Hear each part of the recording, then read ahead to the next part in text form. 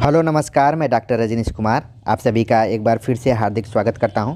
आज के video lecture में हम चर्चा करेंगे मार्क्सवादी समीक्षा बनाम समाजशास्त्री समीक्षा, यानी कि साहित्य का समाजशास्त्र, जो कि परीक्षा के दृष्टिकोण से काफ़ी इम्पॉर्टेंट है। और यहाँ पर भी हम देखने की कोशिश करेंगे कि मार्क्सवादी समीक्षा और समाजशास्त्री समीक्षा दोनों एक ही है या फिर अलग अलग है, क्योंकि अभी तक आपने मार्क्सवादी समीक्षा के बारे में पढ़ लिया होगा। उसी क्रम में आज हम समाजशास्त्री समीक्षा को भी देखने की कोशिश करते हैं। देखा जाए तो सामान्यतः मार्क्सवादी और समाजशास्त्री समीक्षा को एक ही समझा जाता है, किंतु दोनों पूर्णतः एक नहीं है। समझा जाता है एक, लेकिन सही मायने में ये दोनों एक नहीं है। समाजशास्त्री समीक्षा सामाजिक संबंधों के परिप्रेक्ष्य में सामाजिक जीवन की प्रक्रिया के अंतर्गत साहित्य के विविध पक्षों का आख्यान सामाजिक क्रिया के रूप में करती है। अब ये समझने वाली बात है कि जो समाजशास्त्री समीक्षा है वो सामाजिक संबंधों के परिप्रेक्ष्य में सामाजिक जीवन की प्रक्रिया के अंतर्गत साहित्य के विविध पक्षों का आख्यान सामाजिक क्रिया के रूप में करती है। यानी कि समाजशास्त्री समीक्षा के अंतर्गत पूर्ण रूप से समाज केंद्रित है। समाजशास्त्रियों के दृष्टि में साहित्य का स्वतंत्र संस्थात्मक है। साहित्य का स्वरूप संस्थात्मक है। जैसे अन्य सामाजिक संस्थाएं अपने सदस्यों को दिशा निर्देश करती हैं, उन्हें किन्हीं मूल्यों और आदर्शों के प्रति उन्मुख करती हैं, वैसे ही साहित्यकार भी अपनी रचनाओं के माध्यम से अपने पाठकों को किन्हीं आदर्शों और मूल्यों के प्रति सचेष्ट करता है। यानी कि समाजशास्त्रियों की दृष्टि में साहित्य का जो स्वरूप है वो एक तरीके से इंस्टीट्यूट के रूप में है।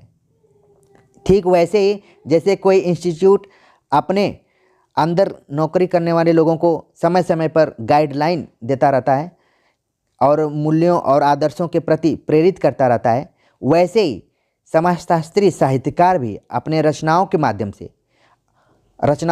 से जो उनके पाठक वर्ग हैं उनको आदर्शों और मूल्यों के प्रति सचेत करता रहता है।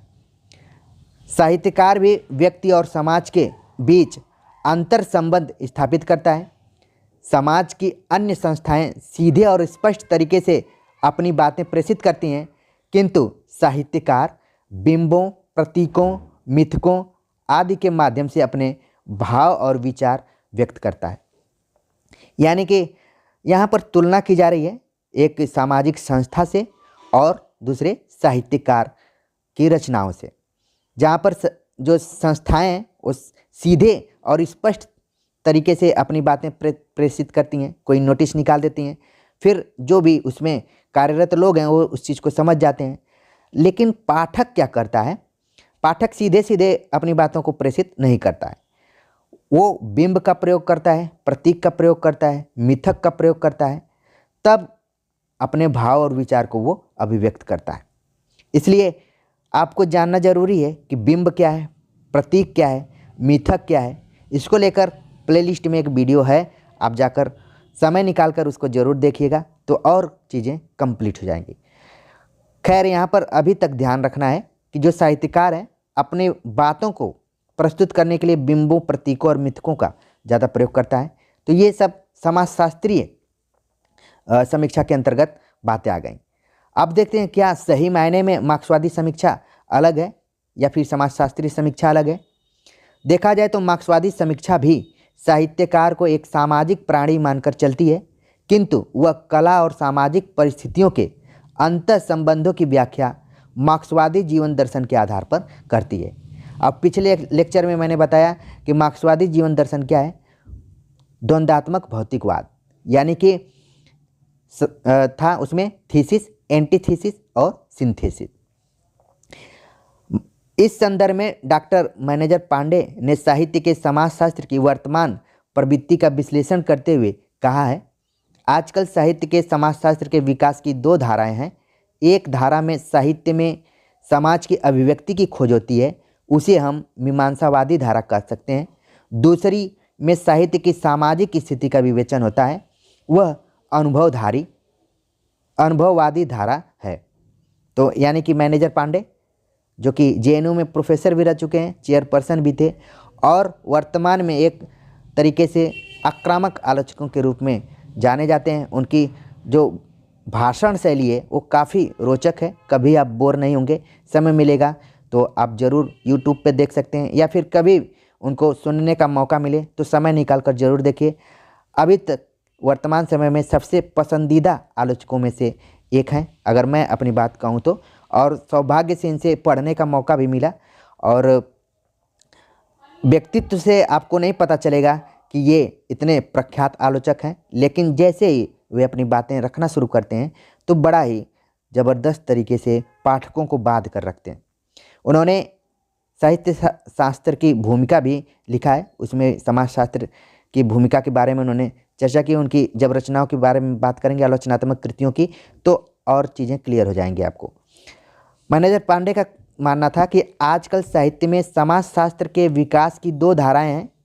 एक धारा में साहित्य में समाज की अभिव्यक्ति की खोज होती है, उसे मीमांसावादी कहते हैं। और ये मीमांसा एक तरीके से दर्शन का शब्द है। मीमांसा मतलब एक तरीके से मूल्यांकन, समीक्षा कहा जा सकता है।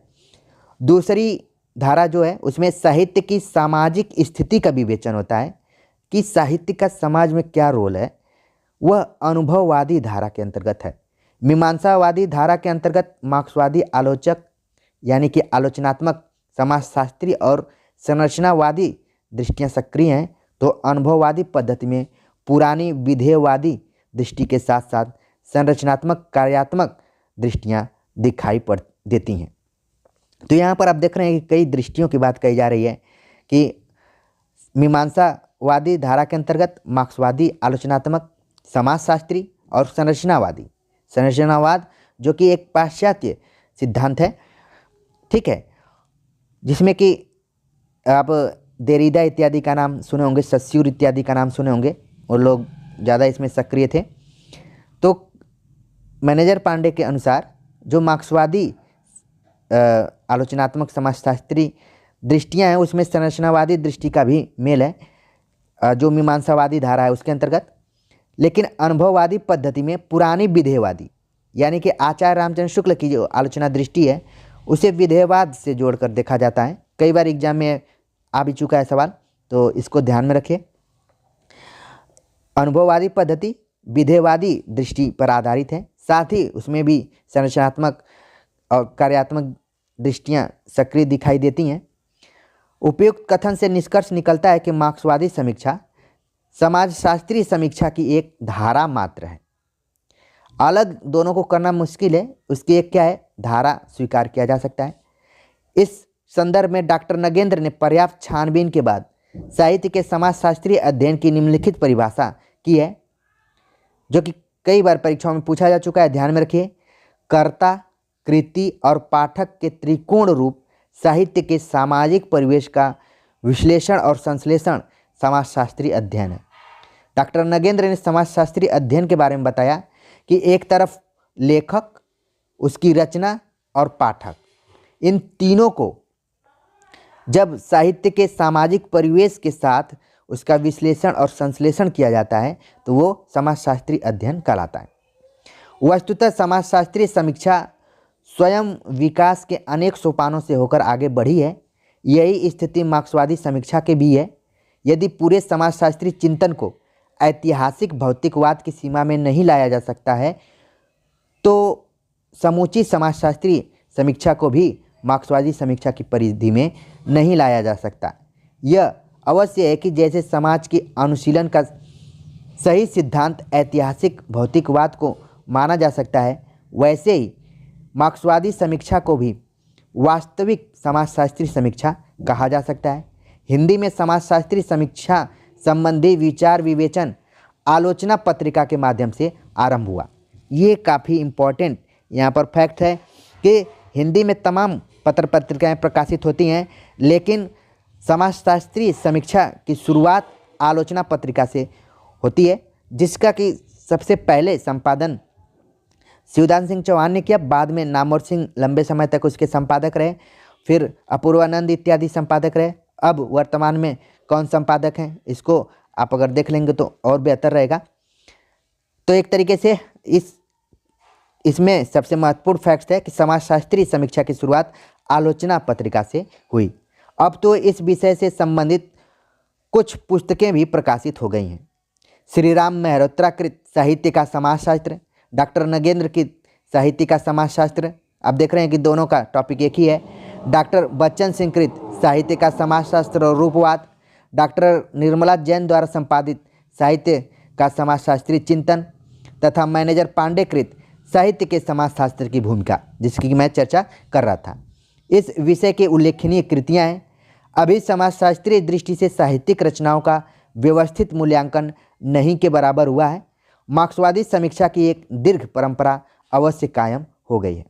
तो एक तरीके से हमने इस वीडियो लेक्चर के माध्यम से मार्क्सवादी समीक्षा और साहित्य समाजशास्त्रीय समीक्षा दोनों के अंतर संबंधों का अध्ययन किया और ये देखने की कोशिश किया कि दोनों एक ही है कि दोनों अलग अलग है।